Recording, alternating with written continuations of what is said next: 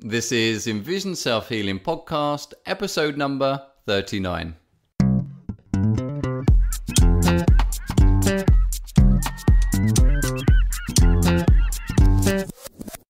Hi, I'm Will Fuller. And I'm Richard Miller. And we are the co-creators of EnvisionSelfHealing.com and are dedicated in helping you improve your eyesight and quality of life by taking healing into your own hands. The topic of the week this week is Leave No Question Unanswered. And in the second half of the podcast, we're going to be answering the question of the week, which is, isn't there less farsightedness now than there was in previous generations? So Richard, how's the world of self-healing been treating you this week? It's good. I reported last week I was working on my time management a little bit, working on my time management skills. But you ran out of time. But I ran out of time, yeah. So I've been Skyping with my friend every morning. We're getting up mostly at 7 o'clock. Sometimes it's 7:05, things like that. And sometimes, as I said last week, neither of us are dressed or showered yet. But mostly I've been showered, I think, this week. Good. And in my place at 7 o'clock. I would say we should stick a picture of that on Facebook, but I think we'll leave that one. I think we'll leave that one. So that's going well, and I've begun being more consistent about palming this week, actually. Nice. It does make a big difference, doesn't it? It does. We've been doing a lot of computer work right now because we're trying to develop something. And so I've had more time on the computer, and I've wanted to shift my eye exercise program more towards palming and less of other things. And it's interesting that my vision still feels like you would think that palming, I guess from the outsider's perspective, palming feels like, well, that's relaxing the eye, but how is it improving the eye? Because you're not sort of working it or building up strength or something like that. Yeah. But doing mainly palming, I am noticing an increase in my vision clarity. Nice. Yeah. So, do you find that maybe the static that you see in some of the blind spots calm down a little bit? I don't see that. It's more that you're seeing better contrast. Exactly. That the latter. It's an increase in acuity, which I think I've said before. For me, it's like often reading a menu. Oh, I can read the menu with smaller type right now. That's how I often gauge it. And for me, doing almost all palming as my exercise, as a counter exercise to all the computer work, it's interesting to see the palming have that kind of effect without any much other exercises going on. Okay. Yeah. Good. We hear that a few times, don't we, from people, especially when they're new to the eye exercises, that when they do palming, they're like, wow, things are so much clearer and colors are brighter. And the reason why I say about the static is I know for me, from where my periphery has that sort of static effect, that when I palm, it calms that down. Okay. And it sort of settles my vision down a little bit. So I wonder if that was the case. Yeah, I think my static is less obvious than yours. Yeah. So that might be, if I looked carefully at it, maybe I will look for that. Maybe that is true. Well, I guess mine is probably a good 60% or 70% of my visual field, whereas yours is maybe only 1%. Well, and 2%. the other one eye overlaps the static of the other eye, so it's hidden. I have to look at my static with only one eye. It'd be really interesting to change vision. It would. and then try and almost diagnose it, and then try and work with it for a little bit, and then swap back again. Yeah, we might not want to swap back. Maybe you like my yeah. Actually, I'm going to keep this peripheral vision. Yeah. Some sort of sci-fi episode. And the other thing I started doing that was kind of interesting this week, along with the palming, was So I'm doing the Skyping with my meditation buddy, and there's a meditation practice that we've all done where you rotate your head very, very slowly, and you pay attention to the incremental movement of your head. It's sort of like the tea ceremony or something. It's like tuning into those incremental movements. Sort of. Did you give that a phrase? Is there? I remember you talking about this before. It's almost specific. Kind of a mindfulness practice. That's it. Yeah, Okay. It's a bit of a mindfulness. So you're mindful of every little tension in your neck as you move this way or that way. And instead of seeing it as, I'm going to rotate my neck and clear out tension. You're actually using it as a way of focusing your mind at the same time. Excellent. So I was doing that, and then I thought, oh, I'm going to be really efficient. And I added in rotating my eyes. So as I'm rotating my head up and back, I'm rotating my eyes up and back. Wow. And trying to pack it all in, And I, not to be one to try and outdo you on this one, Richard. But it's funny, in the last few weeks I've noticed that I've been doing that, but as an extra neurological exercise, I've been trying to rotate my head in one direction and the eyes in the opposite direction. It's really good. Like to begin with, it's difficult, but after a while, it does get easier. But it's a great exercise for the brain. Yeah, that does sound like that. So, and I was realizing as I was doing this that our ability to create these kinds of exercises really is it kind of is an advanced, I don't want to be snobby about it, but something you develop after you learn the exercises. It's like playing jazz or something after you've learned how to play, the trumpet or the saxophone first. That it is a stage you get to where you can start improvising like this. And it's partly knowing the effects of the... So for me, it was like rotating my eyes. I know that I'm doing that for my astigmatism. I'm rotating my neck for my optic atrophy, things like that. And then you can kind of put things together and know how they're going to affect your vision and how to combine different exercises. So. Yeah, and saying that, I've noticed that when we normally talk about this, we change our exercises regularly. Which is great because, one of the biggest demotivation things that we find for people is they get bored with their program. Right. Or maybe, their eyesight's changing. I had a client this week was very confused because we've been working with her stronger eye. And, for the last month, she's been exercising it. And then this week she complained of a bit of strain in that eye. And I said, well, check one eye and then the other eye and let's see which one's clearer. And sure enough, it had switched. And then the other eye was now the clearer eye. So, and again, that's a reason why it's important to keep checking up on these things, because the vision just switched, but it means the program sort of adapts. And when you get to that level of understanding, then you can do it yourself. Right. Yeah, no, and that's why we keep encouraging. I guess I bring it up as like, this is why we're encouraging to learn as much about your condition and to learn why the exercises work on your conditions and on which part of your anatomical part of your eye it's affecting, so you can become sort of your own maestro to come up with these new exercises and then you never have to listen to us again. That's true. That's definitely a big bonus. So how was your week? Good, very similar to yours.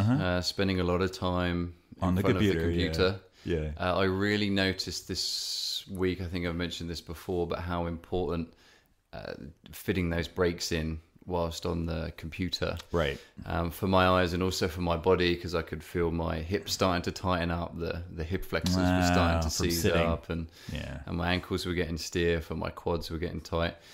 But I guess one thing that also highlighted, I was listening to a documentary on the BBC. No one needs to be too snobbish again. And they were interviewing the Google offices in the UK. Okay. Or the CEO or whatever. Right. And this person was giving a tour to the reporter around Google, and they were saying how there was a lot of couches or sofas everywhere. It was very comfortable. There was table tennis tables. It was sort of there was free tea, and the topic of the documentary was incentives to get people working. Anyway, the last bit, they talked about how Google had a garden on the top of their roof in the middle of London, right, on this big building high-rise block thing, And they said that it was, sometimes after a big meeting where they've been sitting there for several hours brainstorming, that some people just want to go up and tend to lettuces, which it obviously sounds a joke, right? But really, when you think about it, it's just so important to get those breaks. Not just physically, but mentally, just to get out there, do something completely different. And this week, because I've been really lucky where I've just moved, we've got a little garden out back and we've just planted some grass. So I'm taking those breaks to sort of get outside, do a bit of gardening, which is difficult without a lawnmower. But I won't go into too much details about me. Anyone has a free lawnmower, send it to Will. Yes, please. Yeah, probably. I don't think we can fit an electric one, but yeah. And just in case anyone's wondering, you can't cut grass with scissors. I'm just going to put that out there. It just takes too long. And so I sort of incorporate those breaks in with the eye exercises as well. You know, maybe do a little bit of shifting while I'm out in the garden. I do a bit of periphery, waving my hands to the side. I try and see how much of the garden and the other buildings around me I can actually see, you know, really activate the periphery just by connecting the brain to it.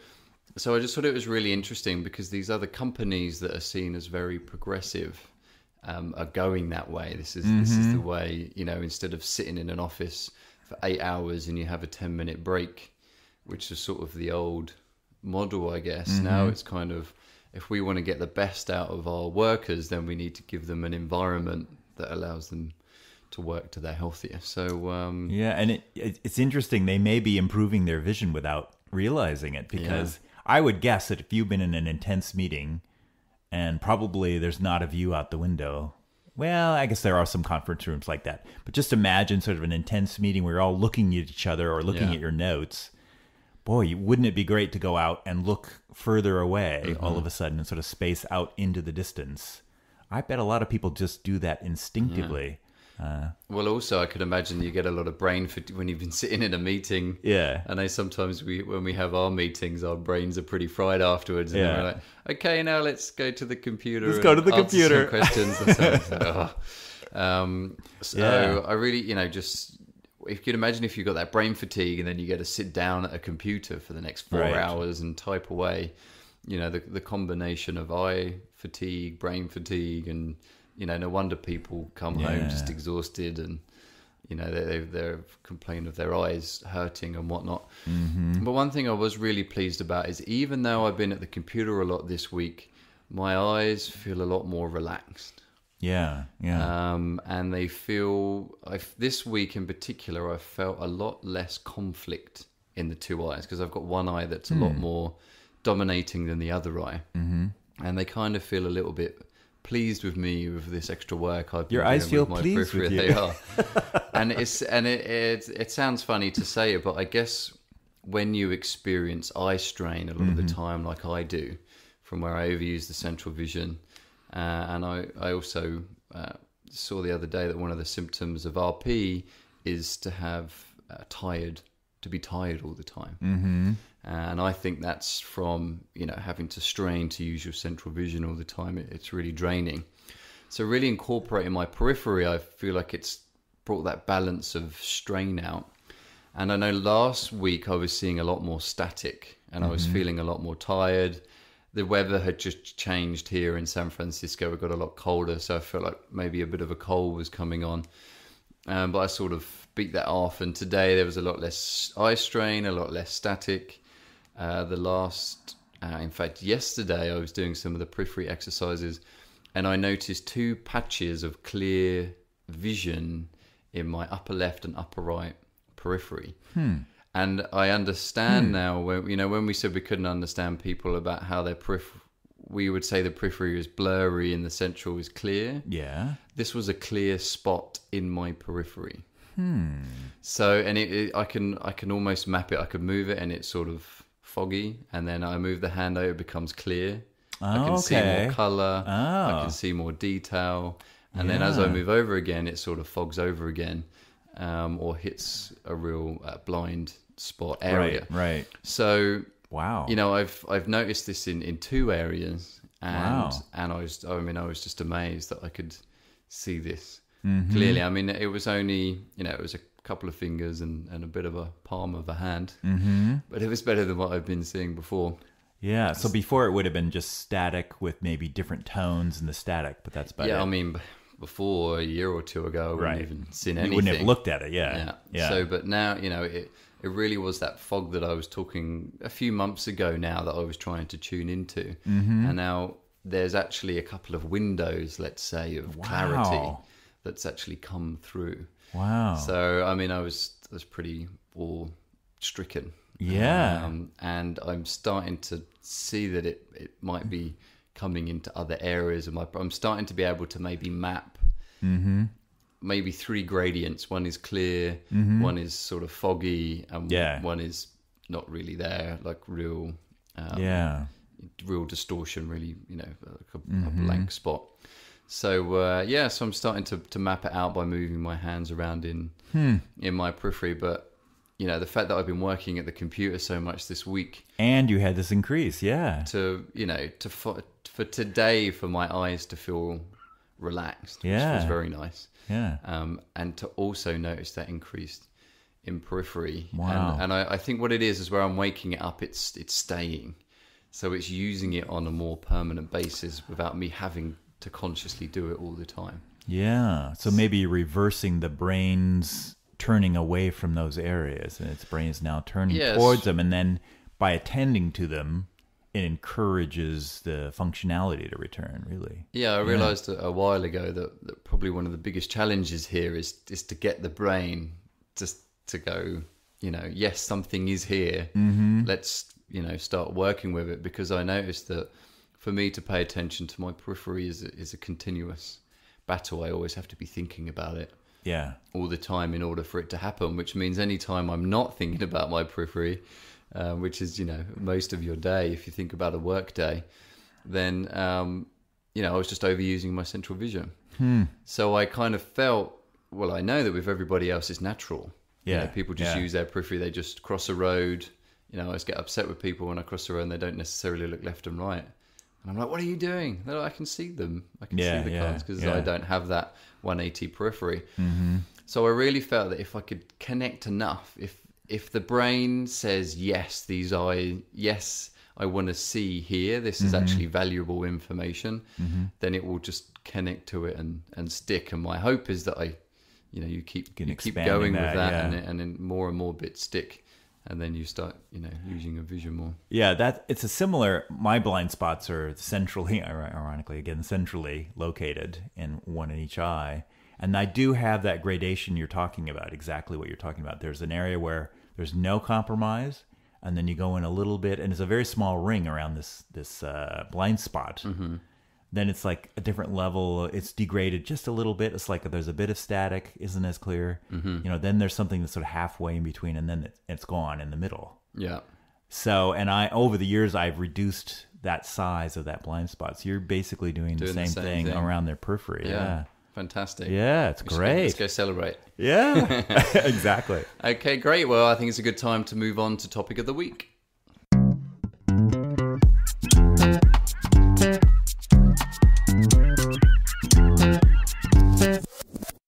And the topic of the week this week is Leave No Question Unanswered.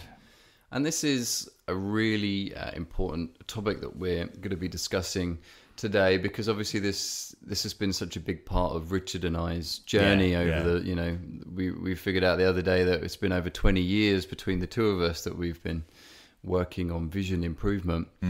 And obviously the most challenging thing for us is almost being separated from anybody that actually knew great detail of this information other than books that we could acquire. And sometimes books can't necessarily answer all your questions.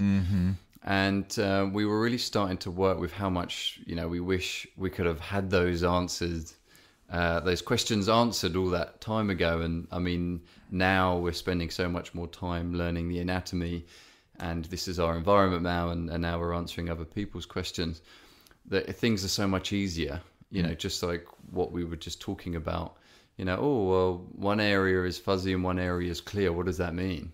Does that mean that the clear area is bad? Right. And that the fuzzy area is what I should be?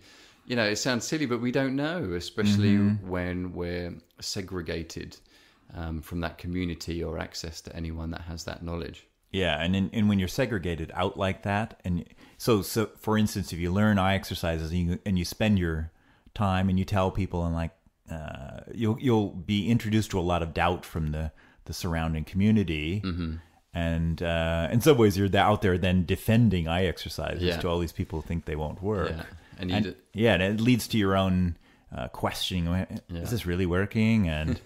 And so having answers, if you have a bunch of questions in your mind, you're sort of defenseless against the doubters out there and the doubters inside yourself. And the answers to why is the exercise working, just common sense really answers as to why the exercises are working, and to fully understand the anatomy that you're working with and the condition you're working with. Yeah, it's so important. And even us that were, doing this full time in the beginning, people would be like, so why shouldn't I wear glasses? And you're just like, it's never really that simple. And certainly when you start understanding the anatomy of it all, it's a lot easier to understand to people, because, people do get upset. Yeah. It's just like when you tell a smoker to quit smoking. I guess the good thing now, is they publicize the health issue so much with it that, people already know it. But for example, I had a client a few weeks ago, and she's new to the eye exercises. She's been doing it maybe a month now, and she's really enjoying it, and she's really starting to improve her vision. And she said that she was out with some friends the other day, and they brought up the topic of sunglasses. Right. And she said, sunglasses are bad for your vision. You shouldn't wear them. Yeah. And they said, why? I don't know. I was told this. Which is difficult because, whenever we're changing our belief system, we'll save this for a completely another podcast. Right. But when we're learning new things about something that we didn't know before, it's a process. It takes time. Just the fact that that the sunglasses can be bad for your eyes is a good first step. But then you need to go the step further and start figuring out more. And she was really keen to do that. And we do spend quite a bit of our session going through the anatomy, and because she really wants to learn it and get it down, because she knows how important it is. Yeah, and when I first started seeing Meir Schneider 20 years ago now, as a client, the first 10 minutes of every session I had with him was me with a list of questions. Yeah. And a lot of them were, addressing my doubt, like, is this going to work, and why is this going to work? Because if I understood the anatomy and how it was working, I could quiet those doubts. Yeah. But then the other thing I kept wondering about was, am I doing the exercise right? That would be sort of the second level of question I would ask. I'm doing it this way. Is this right? Yeah, I know for me, obviously I was in the UK when I found out about the eye exercises, and there wasn't really, much in the area that I was in of anybody that could help me. Obviously I did find Meir's books very helpful, and he has a kit that I brought, and it had the peripheral vision exercises and stuff in there. But we're all individuals, and we all, everything is very specific to ourselves. So I was like, well, should I be waving, below? Should I be waving above? A typical question people ask is, the paper is slightly too high up, so they can't see anything in their upper periphery. Right. And to begin with, these doubts are just sort of part of the exercise. You're waving your hands in the periphery, it's fine. But then you got to do it the second time, and then the second week, and then the third week. And you start thinking to yourself, well, maybe this technique just isn't right. Maybe I need to go away and research it a little bit. So I won't do the exercise tomorrow. Exactly. I'll research, see whether I'm doing it right or not. I'll go look on the internet. Yeah. And then a couple of days go past, and you think, I really need to find out about that vision exercise. And by then, you've sort of stopped doing some of the other exercises. You've sort of put it on the back. Weeks turn into months. And then before you know it, you don't have the answer to that question about the particular technique. And then you've stopped doing a program. And then it's so much more effort to try and get back in it. Right. As a good example, I have this new weed whacker to edge the edge of my lawn. Okay, you're not using that as an eye exercise, are you? No. But it's like the grass is growing longer and longer in the periphery of my lawn because I haven't gotten around to reading the instructions on the weed whacker. That's the kind of thing we're talking about. You have this question, and you go, well, I'll get around to finding that answer, and it puts off your entire process. And it becomes a reason for stopping the whole momentum of what you're doing. And the same could be true for if something doesn't necessarily feel right. Like with that client that I was talking about last week, where she started feeling strain. So she was obstructing her weaker eye. But she noticed that the eye that she was using there was starting to get strain. Well, she was quite right to bring it up and say, well, I'm slightly concerned. I'm starting to feel strain in this eye, but this is the eye I'm meant to be working. So we were able to look at it. Now, we definitely recommend that if people are feeling some sort of strain, that they shouldn't be doing they need to seek answers to that, because we always want to avoid strain. But again, it's something that puts us off. Yeah.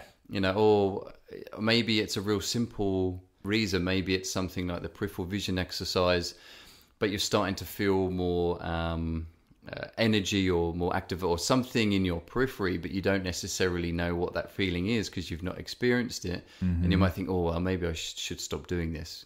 Right. When in fact what you're doing is waking up your periphery, but it's just the fact that you're unsure about it. Yeah, we do hit a lot of problems with clients where they overdo something, like they're dealing with presbyopia or a strabismus, double vision. They might start doing these heavy-duty convergence exercises that might even lead to headaches or eye strain, and then they're like, something's wrong, and I can't quite figure out what's wrong with this process. And that's where getting that question answered, why is it feeling not quite right? Why am I getting this kind of pain, this kind of strain? And sometimes it's not necessarily negative. It might be a positive thing. True. But they just don't know what it is. So they stop doing it because they don't know, what it is that feeling feels like. Yeah. Sometimes it just feels odd. Like oftentimes when you've had a dominant one of your eyes very dominant, and you start getting a balanced use of the eye, it feels a little off. Yeah. And again, that sets up questions in your mind, and you might sort of avoid doing it because you don't quite understand what's happening. And a lot of the time, this work can bring more awareness about the body and our eyes. So sometimes people might start noticing little headaches or tension that have always been there. Right. But they've never been paying attention to it, especially during palming. Palming, yeah. If you are feeling some sort of a strain, I know this is off topic, then palming is a good way to see if it quietens down a little bit. And it's a good clue into what might be going on there. Yeah, but as you said, though, we often have clients who have some sort of visual strain. They start doing palming, and it actually brings out the strain. They start feeling the strain. And again, they think, am I doing something wrong? Yeah. And actually, that's part of the process. So those kind of questions. So that also leads to the question of whether we're getting benefits or not. Somebody might be doing an eye exercise. Last week, I had somebody that came to me, and we've been doing, she has presbyopia, and we've been doing the presbyopia charts for a few weeks. And she kept seeing 4.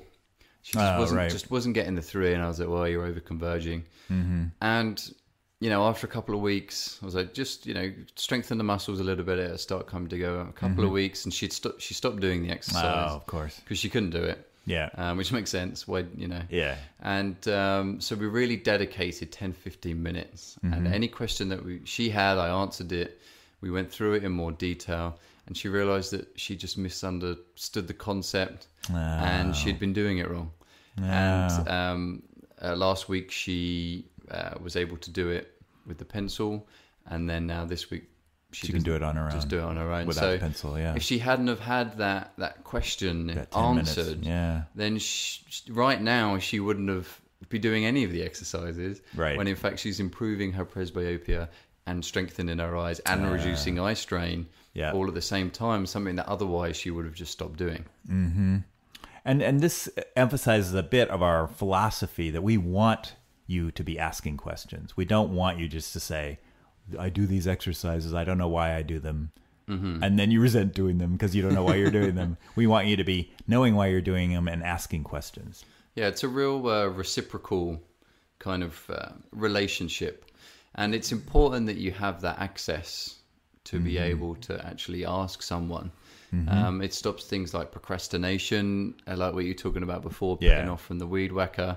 It can also help adjust your program, just like what we talked about before with the example of the lady that was getting strain in one of her eyes from obstruction. Well, she had to adjust her program so that she was using the other lens. Now, obviously, this has been a big difficulty for us. Because not everybody can get, access to be able to ask us these questions. Yeah, and we're trying to send out, part of our big effort in our website is trying to make the programs generic enough that they can fit. Well, we adjust them to different conditions, but even there we have to say, okay, for this condition, we're gonna do it this way. But that doesn't address some of the individual issues. So, and that's also why we tried to add so much detail, right? So that there would be less questions. But sometimes, when things are really detailed, then it creates more questions. Yeah, that's true. So we've been really thinking hard to figure out a way around this. We did create the opportunity to have consultations with us, so that is up there on our website that you can do that. But we found that people had one or two nagging questions. They didn't really see it as worthy enough for an hour or half an hour or whatever consultation, and to spend that that extra money on a consultation. Best just I'll just stick with it, and I'm sure it would sort itself out. So we're really trying to think of a way around that. And we also had the email access. We wanted to make sure that people could email us. But the problem is, over the last few months, we've just been so inundated with these emails that unfortunately we're just not getting back as much as we wish we could. I'm kind of tired of apologizing. That we're always late on these emails. Yeah, so we tried to come up with a new way of answering people's questions, basically, and make it a little more timely, too, that if they had a burning question, that they wouldn't have to wait a month for us to get through the other emails to get back to them. So. And also we were finding that we were sort of leaving out details on those emails because we're just sort of trying to get through them. And a lot of the time it is easier just to explain something verbally, and that's why we created the question of the week on our podcast, because if we start seeing a trend in questions, and we realize that this is something that people are want to answer, so it's just so much easier for us to answer it verbally. We can add more detail. Richard and I can also discuss it as we're answering it, and sometimes there's things that we didn't even think of. So unfortunately the emails are very limited for us, and also the person receiving the email just isn't getting as much out of it as they could have done. So we've been working hard to try and figure out a way to make this all work, to answer questions more efficiently and to get you more timely answers. And Will, why don't you tell them what we came up with?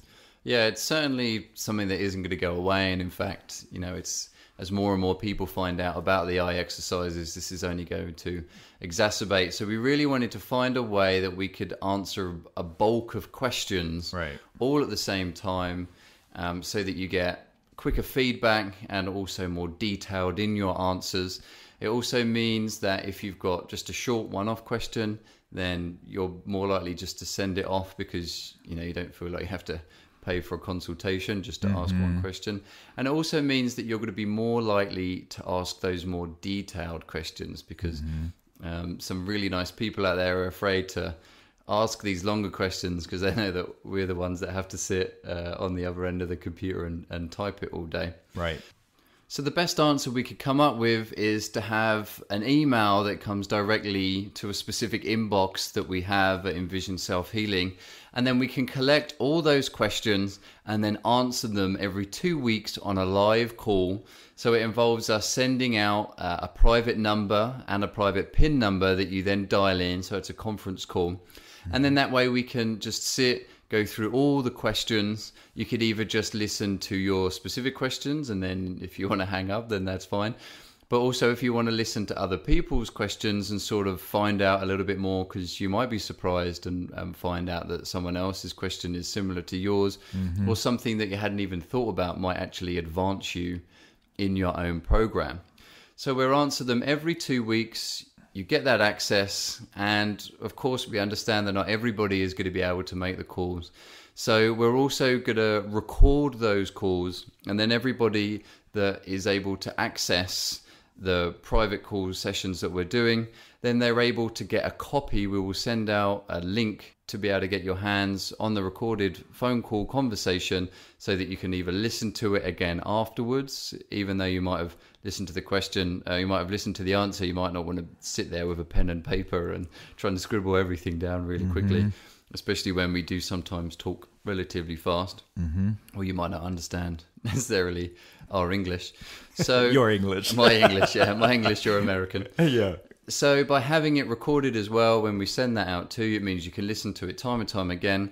And if you're somebody that's in a particular part of the world where, you just can't make the phone call, or you're just busy that day and you can't make the conference call, then it means that you get your questions answered anyway. It's recorded for you and you can listen to it. So, we're really excited about this because it actually gives us a chance to answer all those questions that everybody has out there. Well, I guess it solves a couple problems for us, because we can now we would be getting sometimes 4 or 5 similar questions a week, and we're having to send out 4 or 5 slightly different answers. Now we can combine those questions into one more multifaceted question and address the whole issue at once. And all 5 of those people can benefit from the slightly different question that everyone asks. So we get a fuller answer to all of that. And then we're also going to send out a short questionnaire about your condition. So a lot of our problems before is people would send in a question, should I be doing the distance looking, all at night, or I don't know, some question like that. And we're like, well, do they have myopia? Do they have, why are they asking this question? We'd have to just sort of assume that they have certain conditions. This way, if we send out a little questionnaire, it's just a little more interactive for us. And we know more where they're coming from when they're asking the question. And what we're going to do is actually offer this as a bonus as part of the Eye Exercise Express. I'm going to tell you a little bit more about next week and where you can actually get your hands on that product. But what's so exciting is that we're going to give you the opportunity to have it over a longer period of time. So it's not like you just ask one question, you've answered it, that's your lot. It means that 2 weeks later, if we've answered it and you might have even more questions, which is it happens all the time. 95% of the time. Yeah. Or indeed, you've gone away, you've taken the information that we've said, you've used it, and you discovered something else, and that brings up more questions. Well, then send us more emails and we can answer them again in the next call. So we're really excited about this opportunity to be able to finally answer everybody's questions in the detail that we want to answer them in. And hopefully everybody out there as excited as we are about this, and certainly give you a lot more information about how you can access that next week. And it gives us more opportunity to talk, which we love to do. We do love talking. We do. Talking of which, I think we're going over. So, I think we are, yeah. So let's move on to question of the week.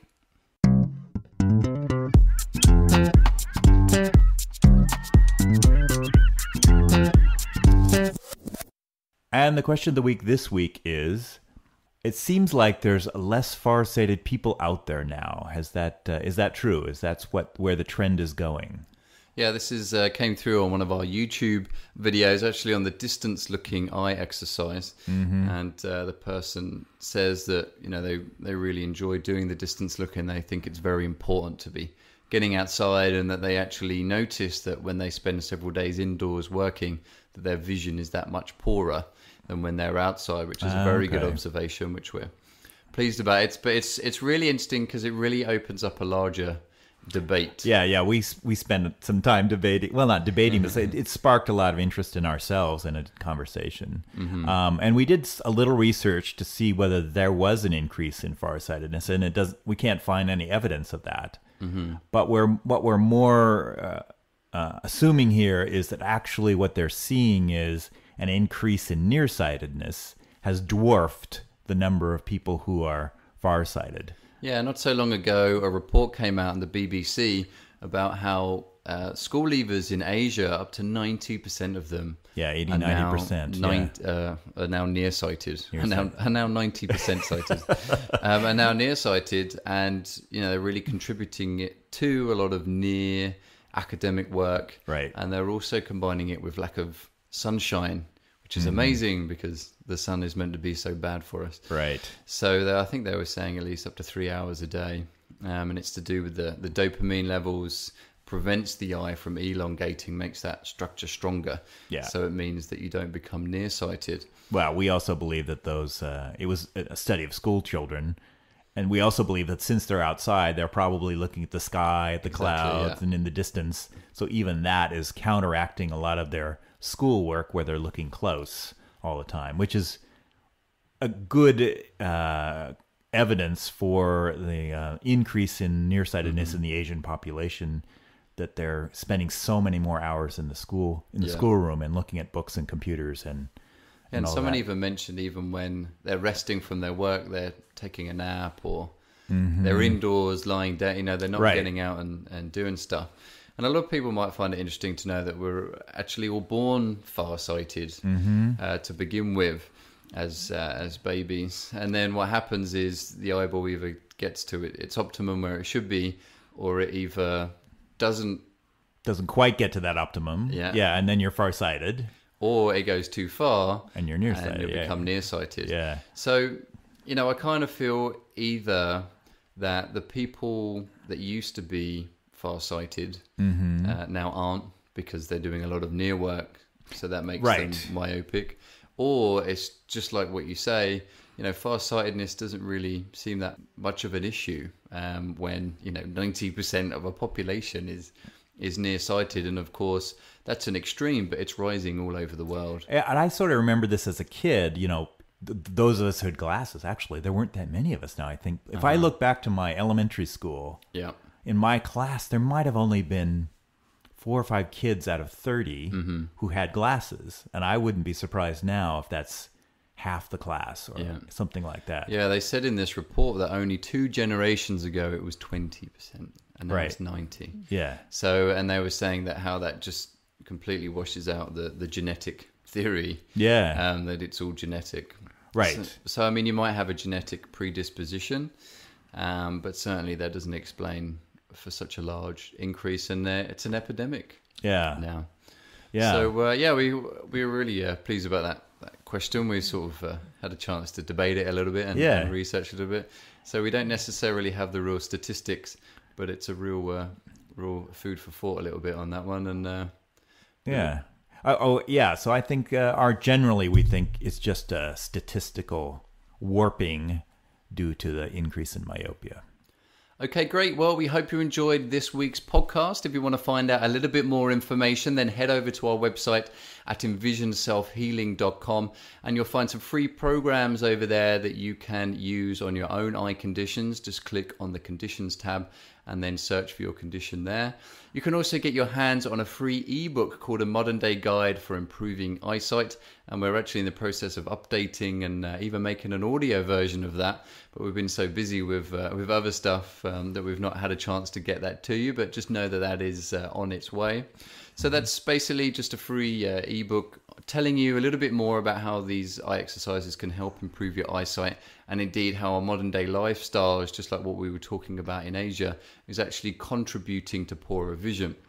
You can also check out our Facebook fan page where we post some pictures quite regularly. The recent ones I put up is me on a wine tour in Napa Valley, and I also put in a nice view of the redwoods there. I used that panoramic access that I've got on my iPhone. I thought I'd fit a bit of a geek bit in there at the end. Yeah. And of course, you can also follow both Richard and I on Twitter. We normally keep up to date on that. And only today we were researching hashtags. I was being educated on hashtags today. And trending. Richard and I think we're going to start trending soon. I think anybody that says that means they're not cool enough to trend on Twitter. It's the fact that I only know about hashtags of today, is obviously I'm not cool enough. To me, it was just a button on a phone, so I don't know either. All right, great. Well, good luck with your eye exercises this week, and happy healing. And have a good week.